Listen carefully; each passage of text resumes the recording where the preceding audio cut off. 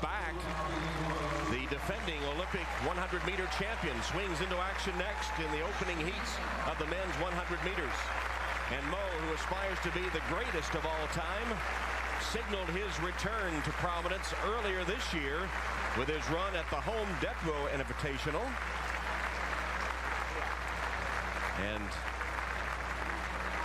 he will be lining up against the youngster who wants to take it away from him by the name of Gatlin, who will be on top.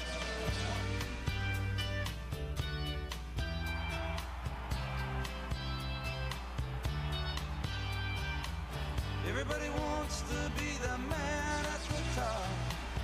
Everybody wants to be the man at the top now. Everybody wants to be the man at the top.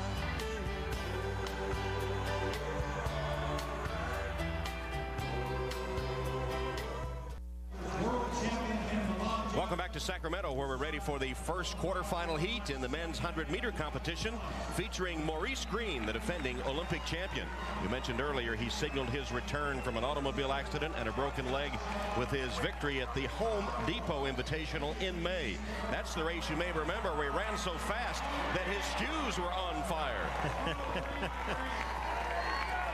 This may have been one of the greatest moments we've seen in track so far in the United States. It was an original idea that can only be used once. Maurice Greene in that first round, John Smith telling me that he saw Mo go to a gear that he hasn't seen in a long time. He caught everybody up because he was in a deficit, passed him, and then relaxed. But here, there's no relaxing. Lane assignments, Maurice Greene is in lane 6. Now in this quarterfinal round, the top 4 finishers in each quarterfinal heat automatically advance to the semifinals, plus the next 4 fastest runners overall. The semifinals to be held tomorrow. Maurice Greene has been through a couple of years of disappointing performance, injury, most of it due to injury. But one of the things he told me as the year started is that he remembered he needed to fall in love again with the process of getting here. You ask a guy like him about fast times and breaking world records, he said, you can't be in love with the time. You need to be in love with the process of getting here, and the time will come. Earlier today in his opening heat, he ran 10.07, looked good, looked relaxed, and hoping to easily advance here to tomorrow's semifinals and the final also tomorrow. And Maurice Greene hopes to be returning to the Olympics to defend his 100-meter gold medal. And for him, that's what it's all about. He understands that your legacy in the sport will depend on what you did at the Olympic Games. And that's the stage that he's trying to return to.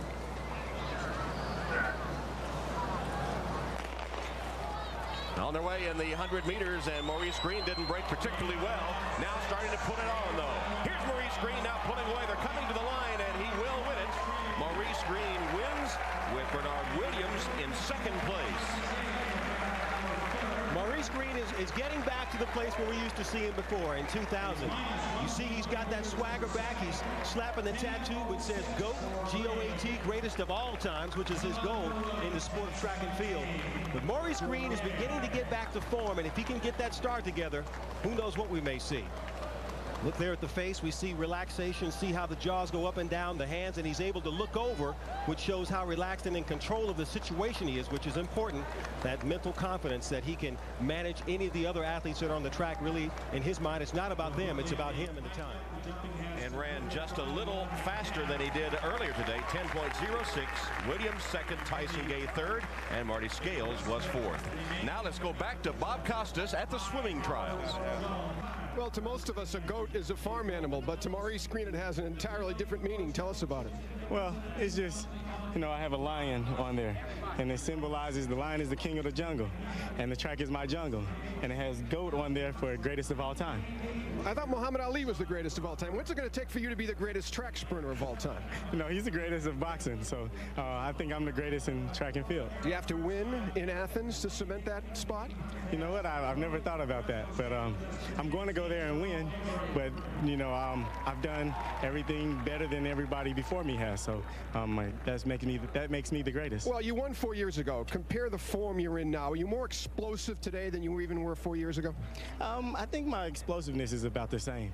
I'm just a little older, ready for a competition now. He wants to be the greatest of all time, the GOAT, Maurice Greene. Tom? All right, Bob, that Mo Green swagger is back, and he is headed to tomorrow's semifinal and hopefully final round in the men's 100 meters, hoping to lead the U.S. contingent to Athens. Also on the track tonight, defending Olympic 100 champion Maurice Greene, who appears to be approaching top form. Montgomery and Greene will be running against a hungry and talented contingent of young sprinters. So let's get right to it as we go to Sacramento and Tom Hammond. All right, thank you, Bob. And it's another big crowd at Hornet Stadium in the 91-degree heat of Sacramento today. Hello, everyone, and welcome to Sacramento, where we'll have finals today in the men's pole vault and long jump, as well as men's and women's 400-meter hurdles. But the spotlight squarely on the sprinters with the semifinals and finals in the men's 100-meter dash. The competition began about 90 minutes ago, and here's the way we call the semifinals. And there is the defending Olympic champion, Maurice Greene. And for Maurice Greene, Tom, these Olympic trials are about a return to greatness from 1997 to 01, a 5-year run. He was the world's most dominant sprinter, but as recently as 03, Mo had slipped to number 8 in the world behind the man who took his world record, Tim Montgomery, who was in this race. And also John Capel, who was ranked number 1 in the world last year. He sure was, and he won his semifinal heat in 10:01. He looked very good, and actually some people thought he might have gotten away with a flyer, but they said his reaction time was 0.139. 0.100 is the legal limit. And also in this first heat, Tim Montgomery, the world record holder, as we detailed on the opening day of competition here. Montgomery faces a potential lifetime ban for using performance-enhancing drugs as a result of the information developed in the Balco case, and he has appealed to the Court of Arbitration for Sport. And here are the lane assignments, with Mo Greene in lane 4, Capel 5. Lane 6 is Sacramento native Brian Lewis. Tim Montgomery in lane 7. You know, for Maurice Greene, what's going to be important in this semifinal is that he gets a better start than we saw him get earlier. It's 2 times that we've seen him on the track having to make up a deficit. He can't afford that kind of space in the semifinal with this kind of talent in the race. Not only that, but you do not want to be going into a final thinking that I've got to work on my start then. You need to work out all of the kinks before you get to the final, because that is when you've got to put it all on the line. Top 4 to the final later today.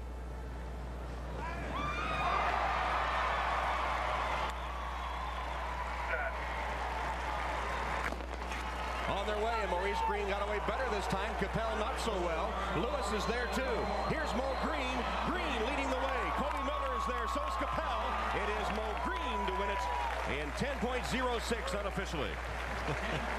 That was definitely a better. That was a lot better. And you know, when you see a sprinter like Maurice Greene beginning to look left and right 15 minutes before the finish line, that tells you right there that his confidence is back. As you take a look at the start, and Maurice Greene in the middle of the screen there, just to the right, got a pretty good start. Here it is up high. There's Maurice Greene just at the top of the screen there. Able to pull away there right at the beginning as he's trying to keep his head down in his drive phase, and he pulls away, has just a little bit of a cushion, and you see the relaxation there in the face. He starts to look to the left, looks to the right, says, I'm in control of this thing. I'll see you in the final.